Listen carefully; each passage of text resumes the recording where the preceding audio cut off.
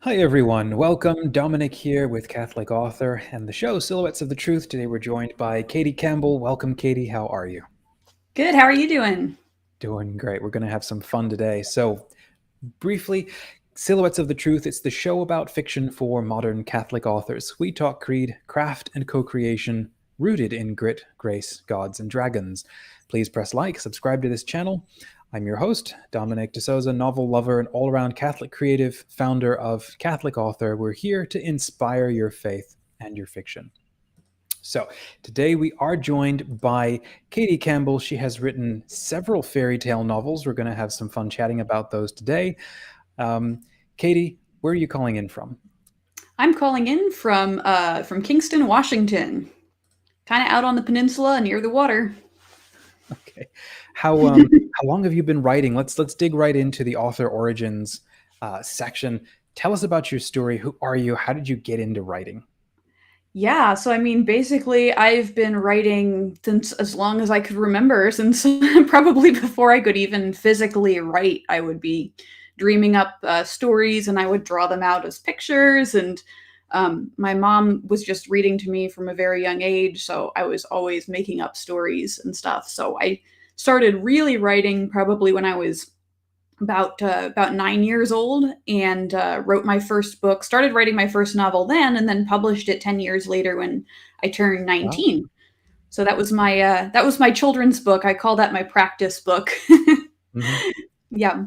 And then I started writing kind of in a more professional manner a couple years ago, maybe 2017, 2018. I started creating short stories for my blog. And then I published another novel in 2020 as well, and then one later in early 2021.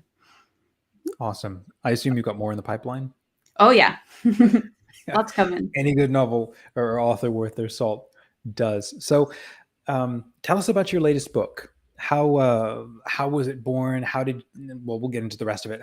What is the latest book, and then what was the inspiration for it? Yeah. So I had two books that came out right around the same time. And how the whole thing got started is the first one is called Love, Treachery, and Other Terrors. And it's a coming of age story about a young king in a fantasy version of the medieval world.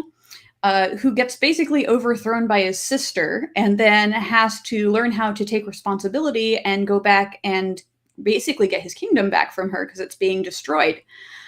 So that's the first one, and that was born out of me kind of looking at traditional fairy tales, right? So I Mhm. wanted to make a story wherein I had a character who was just genuinely, a good person who had been deceived and mistreated by his older two siblings. So this is sort of a common pattern that I saw in a lot of fairy tales is you would have three Mhm. siblings. The older two would be kind of a little bit foolish, maybe evil, and then the youngest one would be the good one who would essentially do the right thing. So you see his older two siblings being ambitious, fighting with each other. One ultimately kills the other one and tries to kill him. Mhm. But then because he treats people right, these fairies help him to become the true king of his kingdom and to take that kingdom back. So Mhm. that's kind of what inspired the idea. Was I wanted to make a hero who was someone who is a genuinely good person, not perfect, certainly struggles with a lot of things, struggles with things that modern readers would identify with. So depression, scrupulosity, zero self confidence in the beginning, and through Okay. God's grace, he's able to grow into a really powerful character at the end. Mhm. That's awesome. I was just this past week listening to who is it? Stan Lee was talking about the origin of Spider-Man, and he was like, someone asked him, "Come up with a new hero. We need to create a new superhero," and he was like, ended up coming up with the name, but then he thought this stroke of genius of, I'm going to give him personal problems. Let's make him a pimply young dork, who can't get a girl, and he's in high school, and he went to pitch this to the director or the whoever was in charge of the newspapers or something, comic books, and the guy was like, Stan, this is the trashiest idea ever. I'm paraphrasing. Um, Superheroes don't have personal problems. They're mythical archetypal constructs of like the perfect human being. They don't have personal problems. Well, he ended up going on the side and getting it out there anyway, and then it ended up being this roaring success, And then the guy apparently came running back in. Hey, Stan, remember that superhero we both absolutely loved? Let's just, make this thing happen. So yeah, that sense of keeping things. I think we think a lot of fairy tale characters are often one-dimensional and so on. But as we come back to them as adults, we begin to realize, oh, they're not actually as simple and flat and perfect. They are more nuanced, but you have to come back to them with adults' eyes almost. Mm-hmm. Yeah. So tell us about the process then of writing the book and then how you got it out there. Yeah, sure. So originally I had this idea that I wanted to put together just a ton of short stories and blog one about once a month. And so I started writing these, and they were like modern fables. They were like parodying fairy tales while also themselves being fairy tales as well. And they had, all the gory cliches of your typical fairy tales. Like, fairy tales are not, we can think of, Disney fairy tales. Yeah, stuff with happy endings. But if you go back to the source material, I mean, Grimm's, like Hans Christian Andersen, they call that the happy fairy tales. That book is no picnic either. There's some dark stuff in there. Yeah. So I started just writing, I had to travel for work like once a month, and I would spend hours sitting in airports, and I would just write these stories as I would think of them. And I wrote, a couple dozen of these stories, and I'm like, man, the heroes in these stories are all terrible people. Because, the idea is they were all cautionary tales. So the main character would do something stupid, and then they would usually die in the end, or something terrible would happen to them. And it was all like comedy. It was like a dark humor sort of. And I thought, I'd really like to make one where the main character is not a terrible person, just to kind of contrast. And the original idea was to put together a compilation novel of short stories with all these terrible people, and then an overarching story where whoever was the main character would say something along the lines of like, are there any good people? And then they would launch into these 3 short stories about this king named Alexander. But as I wrote the short stories for Alexander and I published them on my blog, I'm like, man, there's so much here, and I had to just cut out so much. And it just grew so much. I'm like, I need to explore this character on a deeper level. So what I ended up doing was creating a novel just for Alexander, and then all the other short stories I put into the Canadian Nights, which is like a much more of a dark comedy, whereas Love, Poetry and Other Terrors is much more of Canadian Nights, like Arabian Nights or medieval nights? Arabian Nights. Oh, fun. Okay. Straight one-to-one parody of Arabian Nights in Canada. I just went. I can't actually even compute. I want to see that. Yeah, you should give it a try. It's totally bizarre. That's fun. Sorry, go ahead. Yeah. So then how did you end up working your way through it and like sticking to it and then putting a bow on it, and how did you get it out there? Yeah, all great questions. So I'd say the first thing what you really need to do if you want to finish something is you need a writing group, or even if they're not other writers, you just need a group of friends to bug you about it, right? So just on a practical level, for me to get anything done, I schedule a meeting with a deadline and basically say, I have to get this many chapters done by the time I meet with my writing group so that they can read them, and that just psychologically forces me through. The other thing is, and I am like the worst at this, but it's what you have to do, is you have to force yourself to write it and turn off your editor brain, and just, even if it's awful, just write it out, get it all done, get something on paper. Then once you have the whole thing done, just put it in a closet, don't look at it for like 3 or 4 weeks. And what you'll find is that when you come back to it, you'll suddenly have all these ideas about how to reword things and make things better. And you'll be able to just get some perspective on kind of the holes in the plot and other things that you need to fill in. That's a really good piece of advice. I always recommend, once you're done with one story, move on to the next one. And that'll kind of help refresh things and so on. So did you self-publish, or you went with an actual publisher? So I self-published through a company called Book Baby for the 2 novels that I recently put out. So there's pros and cons to going one way or another. For me, so for self-publishing, obviously you have to do a lot of the marketing and the business work yourself. But with traditional publishing, first of all, it's a lot harder to get picked up for traditional publishing.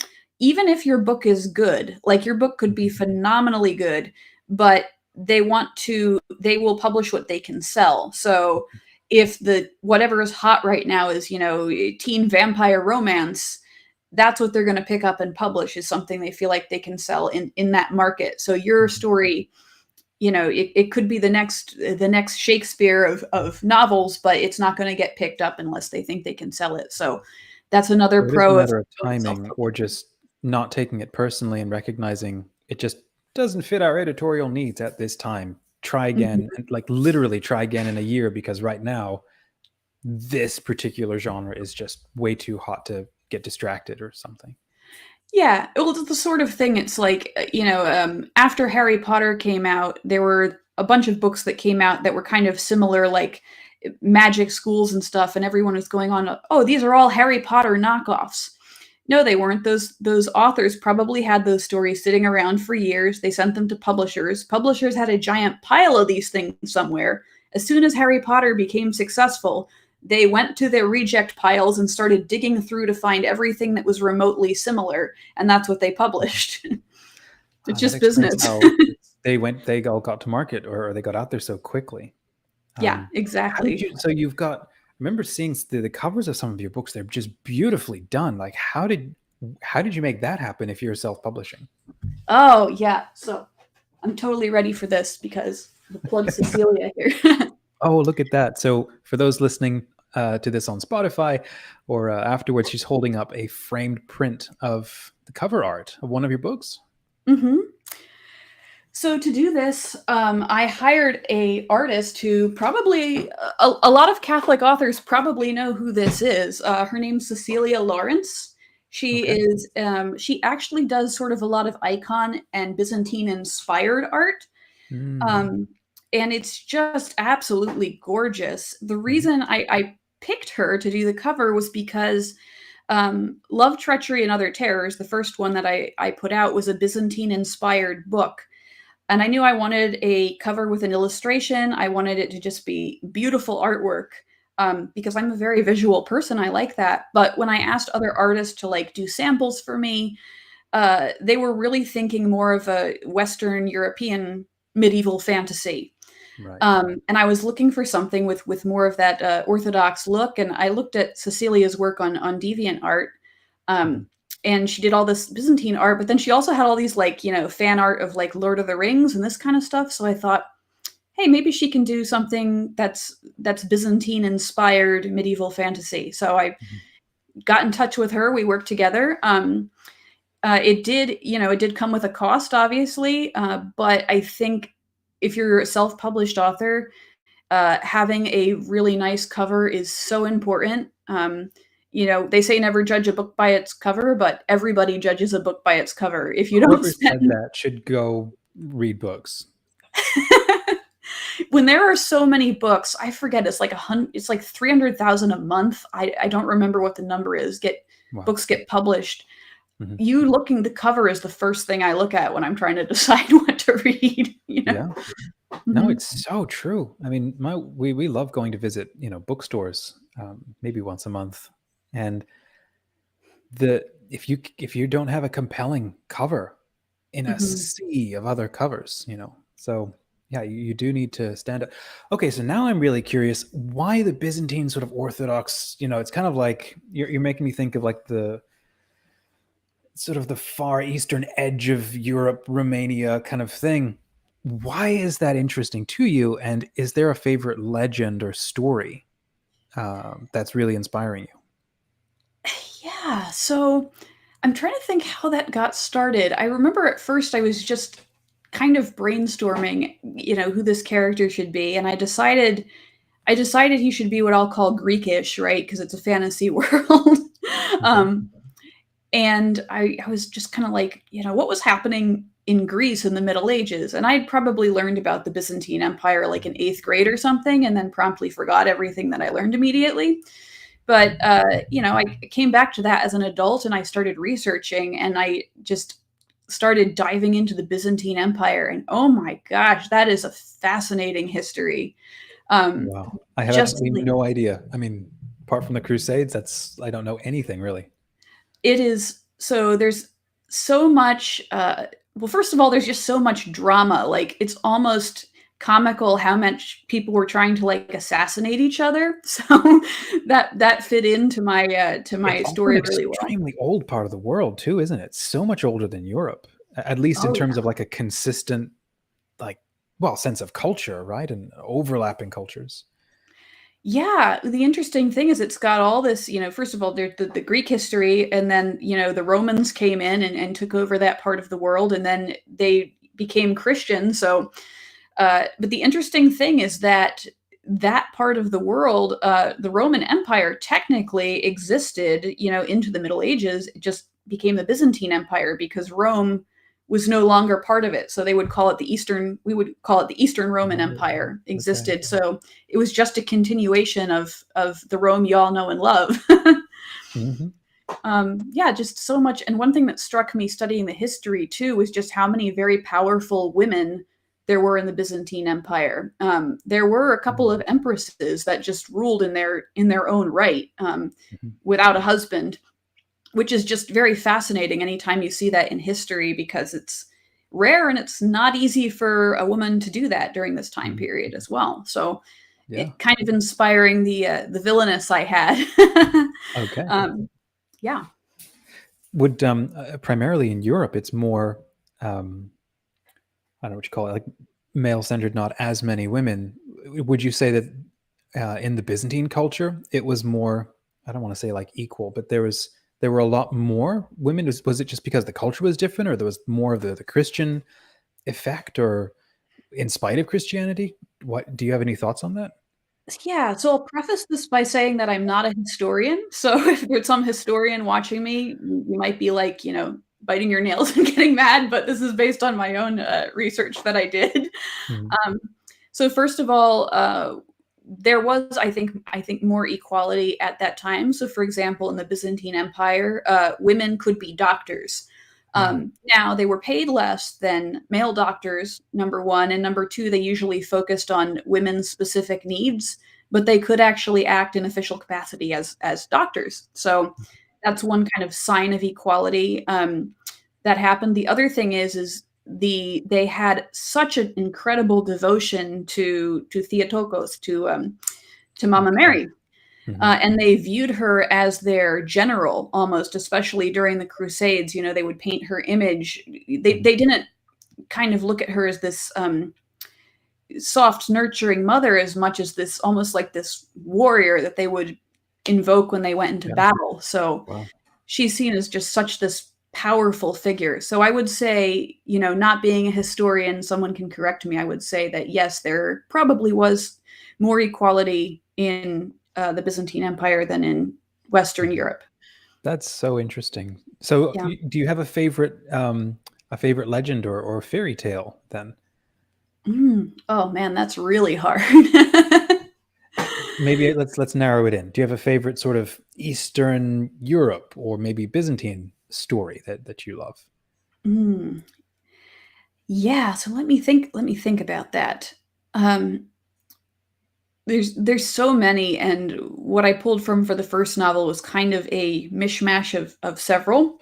Mhm. There's a story, from the Arabian Nights. Obviously, this is in Arabia, right? But it's a story about a young woman and her two brothers, and her brothers want to go on a quest to find this magic bird. Mhm. Now, to get to this magic bird, they have to go up a hill where they're going to hear people screaming behind them, but they can't turn around and look because if they turn around and look, they're going to turn into a boulder. So the Mm. first brother says, well, I have enough willpower to do this. So he starts up the mountain, and he hears the screaming behind him and he can't help it. He turns around and looks and he turns into a boulder. The second brother says, well, I can definitely do it. So figures he has enough willpower. So he starts up the mountain. Of course, he hears the screaming. He turns into a boulder. The sister comes and says, you know what? I'm going to put cotton in my ears. And so she's able to go all the way up the mountain, get the bird, and break her brother's curse. But I love that story because I just find that story so funny about the fact that the brothers were just relying entirely on their own willpower. And Mhm. then the sister comes along and she's like, she's the one who's wise, just like in Love, Treachery, and Other Terrors. And so many fairy tales we know, it's Mhm. the youngest sibling, the one that nobody takes seriously, who Mhm. makes a wise decision. Mhm. Why do you think that is? I mean, given that, like you said, it's a pattern you keep identifying, and it's true, it's everywhere. I'm curious why you think that is the case, why the third time is the charm, like maybe from a cultural standpoint, or maybe there's a spiritual message or even a psychological kind of thing going on. Why do you think that the third is usually the one who figures it out? Yeah. So, what I'll say, speaking from a Christian and from a biblical standpoint about the oldest versus the youngest child, in the Bible, we very often see a pattern, whereas the oldest child is the one who's supposed to be the heir, to take responsibility. And story after story, we see that person, fall, and a younger child to take over for them. Um, so, for example, Jacob and Esau, right? Esau sold his birthright to Jacob for some soup. So there's that story, and then there's also in the case of Saul. Obviously, they weren't brothers, but Saul is the king, and David, who's the youngest of seven brothers, the one nobody takes seriously, ends up being the wisest and the strongest. So there could be some biblical influence there. This pattern that the person you were supposed to believe was the greatest Mhm. actually isn't, and it's the person who's the humblest who becomes the greatest in the end. That is cool. That's interesting.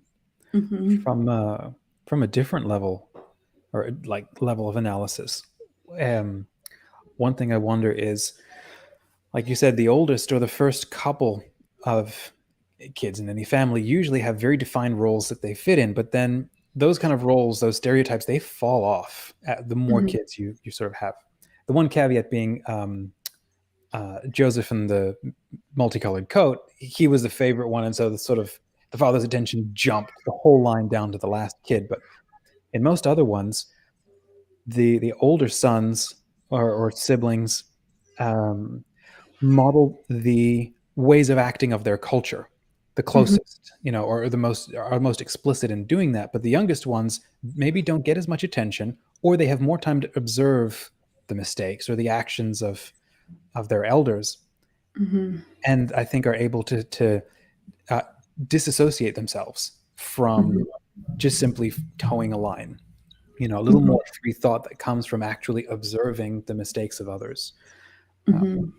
At the very least, I think from a sort of a recommendation or an invitation to right action, um, take a moment to observe what others have done and think a little more creatively. That's almost a universal message in these. Hmm.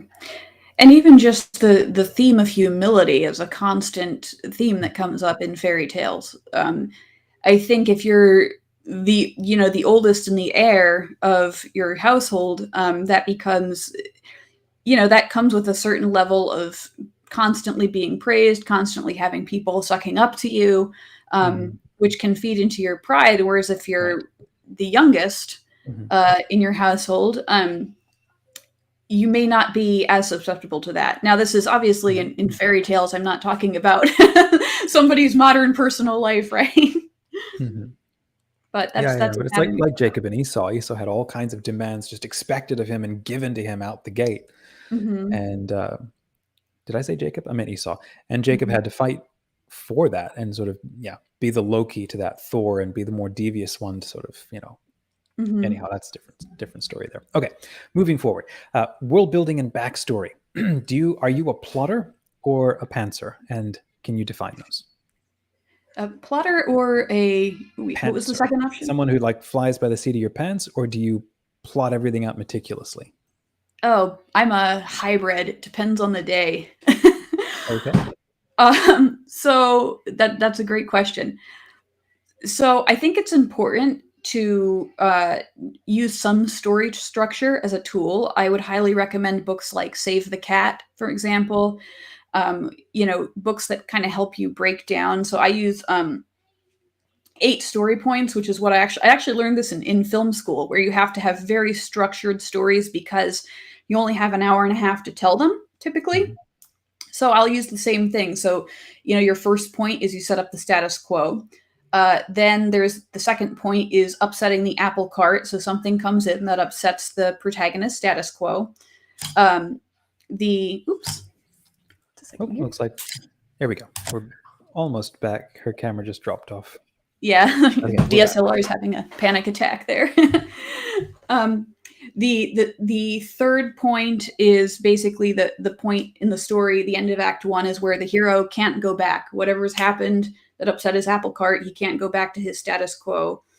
And it goes through all of these 8 story points, which I use. So I usually will kind of write down, have an idea, use those to sort of plot it out. I'll use that as a guide to write. But then sometimes too, you just have a great idea, you just put it down on paper. Or sometimes you say, you know what, in this particular story, this structure doesn't work as well. So I'm going to be a little bit more creative here. And the wonderful thing about writing is there's just tons of room to experiment. I would say always get feedback. Feedback is absolutely critical, and that can take a lot of humility, and it can be really, really painful to do. But it just makes your writing so much stronger. Like, get someone who's going to be super honest with you.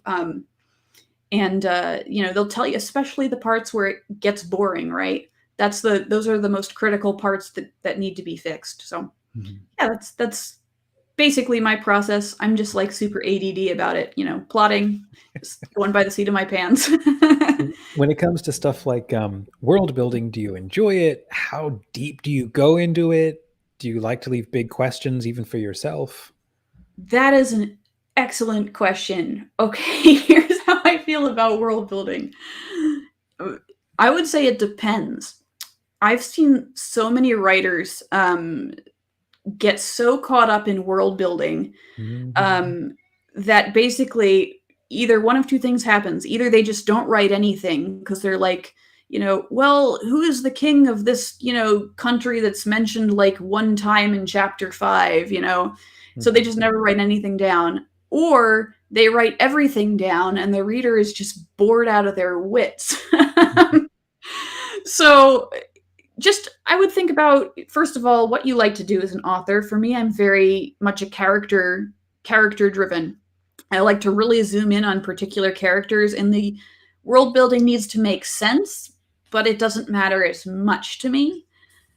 So part of the reason why I set my book in a fantasy version of real medieval Europe, right, was because I didn't want to make like lion Jesus like in Narnia, right? Right. Because just Christianity as it was, as I understood it to me, I just didn't think I could do as good a job of creating alternate universe Christianity as like C.S. Lewis could. And I wanted to explore those truths of Christianity and make that main character a Christian. Okay. So what I did was I just said, okay, this is medieval Europe, but you know what? There are fairies, there are dragons, and this kingdom is going to be a fantasy kingdom where the rules can work the way I want them to.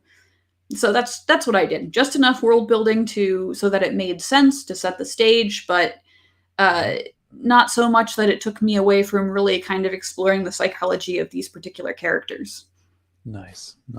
Are you? Do you see yourself building a kind of a world or universe you can return to multiple times, or it ends with each book and you start something different?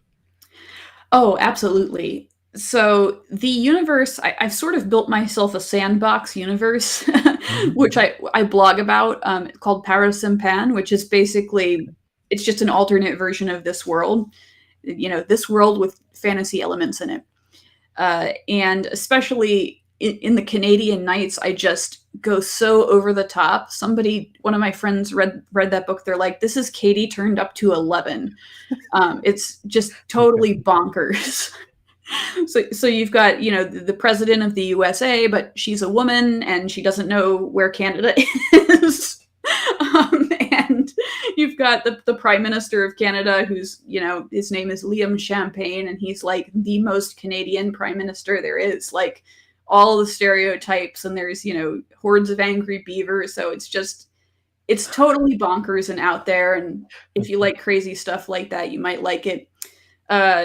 Love, Treachery, and Other Terrors is kind of set in the same universe, but it's a little bit more restrained. Like it's still very, like, I'd say a very funny book. There's a lot of humorous elements, but I'm definitely holding myself back a little bit, not just going totally crazy. Canadian Nights is kind of like my guilty pleasure book. I just turned off all my filters and just wrote whatever I wanted to. To ask you about your writing process, how do you make it work for you? How do you stay focused? How do you get it done? Do you have a special brand of magic dust or tea, or is it literally butt in seat on a Friday morning? How do you make it happen? Yeah. Oh. So first of all, when I was working a 9-to-5 job, so I worked at this, 9 to 5 for the last like 7 or 8 years. And I also was having kids at the same time. So that was a lot of work, really hard to find times to write. So what I ended up doing was, I would wake up at 5 a.m., spend an hour writing from, an hour or two writing from about 6 to 7 or 8. Then I would jump onto my day job. And if I had any time or energy after the kids went to bed, I would do a little more then. So it was really very, very hard to do that. But if you love it, you'll find time to do it. You'll make time to do it. If you find yourself, if you always have something else to do, maybe you don't love it as much as you think you do. I mean, I get there are certain definitely times and situations where it's just, absolutely impossible and you would if you had time. But I think a lot of the time, it's just a matter of deciding, first of all, how much do you love it? And second of all, is it something that you want to do professionally, or is it something you just want to do for fun? Because if it's something you just want to do for fun, then just do it. And who cares if you finish? Take that pressure off yourself. If you want to actually publish a book, then it definitely helps to cut out that time or find whatever scheduling method works for you. And accountability for me is the other thing. Like, that's why it's so important to me to have that writing group. Because they'll say, like, they're the ones who say, okay, this was supposed to be done and it's not done. And then, I get really embarrassed, and that's a really good motivator for me. When you're not writing, I assume, well, like most writers, our minds turn to those projects that we're working on and so on. How do you make the most out of not your downtime, but your non-writing time? Do you like carry a notebook around with you, voice recorder, trust in memory? This is so important. Okay, this is maybe the most important piece of advice I could give any writer. Your stories are made out of the time that you are not writing. Basically, if you're not out there having experiences, meeting people, learning things, if you're spending all of your time in your own little bubble writing stuff, then you don't have any material with which to write. So what you're going to end up with is something that's super cliche, just kind of based on everything else that's out there. But it's your unique experiences that are going to make your writing unique. It's the unique people that you meet that are going to inspire your characters. So what I would say is, go out and do stuff. Go to the zoo, go get a volunteer work, meet people. And I know as a writer, like, I am super introverted as well. So sometimes it can take a lot of effort to do that, but go to a book fair, find other people who are interested in the same things you are, or have another hobby that's not writing, whether that's, gardening or traveling or whatever else. If it's even just playing with your kids, building with Duplos, like all that stuff, like, inspires. That's what I get the material to make my stories from.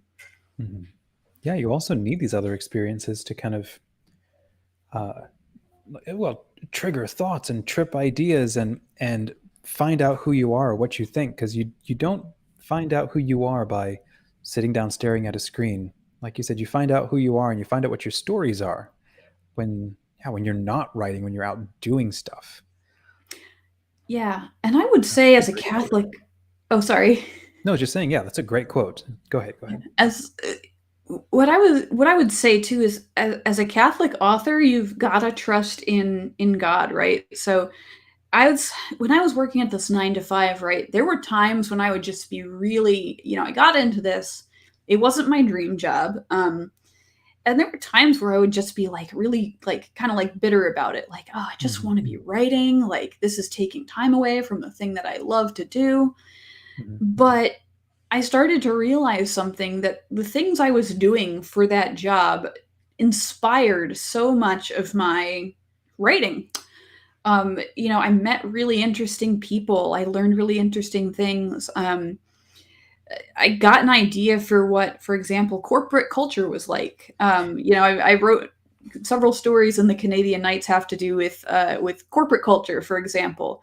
There's a ton of them set in airports just because of all the traveling I did, and I met so many just fascinating people through working. So God has a plan. You don't always see it in the moment, but if you trust, like, hey, I'm really trying. I'm trying to do a good job at this, even though it's not my dream job. And you just ask God, like, okay, this is what I want. Please give me this. Help me to be a successful writer. Help me to find time to write.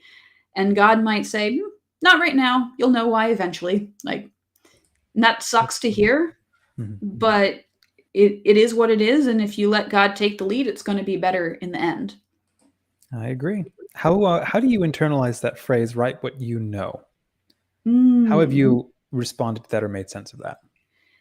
That's a tricky one. So because there's a lot of things that I know. For example, I know what heartbreak feels like. I know what it is to be in love, for example. I know what it is to be scared. I've never fought a dragon before, so I can't write from experience for that. I've never been a man, right? So I've written male characters before. So I would say this. You can still write what you know, even if it on the surface might not seem like it. So let's take the dragon, for example. I love dragons, huge dragon fan here. Whenever I write dragons, they're largely inspired by birds, and I raised a lot of birds growing up. They are just the funniest animals you can think of. They're just intensely jealous. They collect shiny things, right? Just like dragons do. So when I write dragons, I kind of write them inspired by the birds that I raised growing up. Or, for example, you might be trying to write for someone of the opposite gender. I have men come to me a lot, friends saying, like, how do you write a woman? Like, how do you understand women? And my answer to that is, if you're wondering what a woman would think or do in this situation, ask yourself, what would you do in this situation? Because 99.9% of the time, it's going to be the same, right? Men and women are definitely different, but they have more in common than they do different. And I think that's a lot of people kind of forget that sometimes, and they think there's some massive mystery that they've got to unlock.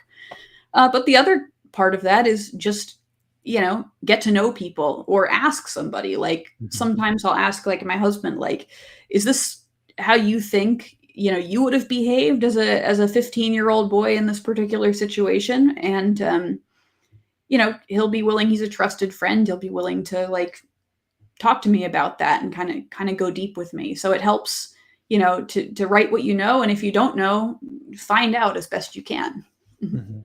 Yeah. I think there's also kind of what do they call it? Like learning transfer, so you may not have ever fought a dragon, but you have faced some kind of great fear. I don't know if it was biking down a hill or facing up to an angry boss or whatever, we have experienced the sense of, fear and overcoming that and, sensing danger and so on. those are all components of facing a dragon. And in each of those situations, those were dragons for you. I mean, if you listen to Jordan Peterson, he's like, everything in life is a dragon if you look at it closely enough. It's how you deal with it. So I think that if you can just swap out that situation with something you're already familiar with, that's what actually makes your stories unique, is that how you approached those things.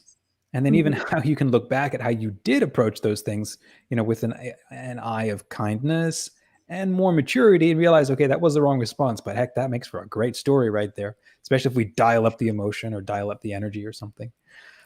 Katy, how can people get in touch with you? How can they buy your books and learn more about you?